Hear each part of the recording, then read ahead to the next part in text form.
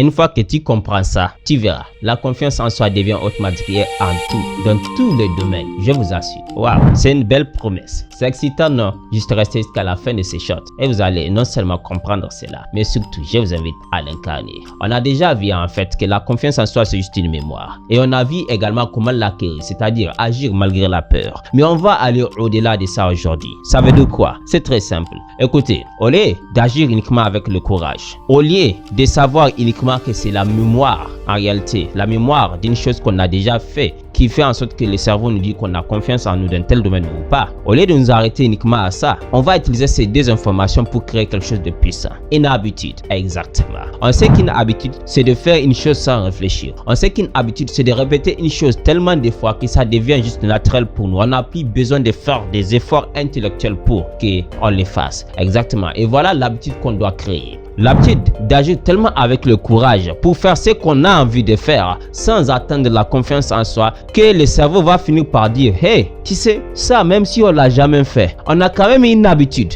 Et cette habitude, je l'aime bien. » Ça veut dire quoi? Ça fait partie maintenant de ta zone de confiance. Ça veut dire quoi? Ça fait partie maintenant de ta zone de connu, ce qu'on appelle zone de confort. Donc le cerveau dit, même si je n'ai jamais fait tel type de projet, je suis conscient d'une chose. On a l'habitude d'une chose qui est vraiment puissante, celui de faire les choses avec le courage. Donc je sais une chose, dès que je passe à l'action avec le courage, je vais finir par avoir un résultat et un feedback positif que je vais enregistrer comme une mémoire pour dire demain qu'on a confiance pour le faire. Donc la confiance ne se base plus sur la mémoire de ce projet X, mais plutôt sur la mémoire de l'habitude qu'on a créée de passer en action avec le courage. Je répète, la confiance en soi ne se repose plus maintenant sur un projet X ou Y qu'on veut réaliser, mais plutôt de l'habitude même, de la mémoire qu'on a sur le passage en action sur des projets qu'au début nous faisaient peur, mais grâce au courage on est passé à l'action. Et après on a eu un feedback positif, deux feedbacks positifs et le cerveau enregistre cela comme mémoire qu'on appelle ici confiance en soi. Alors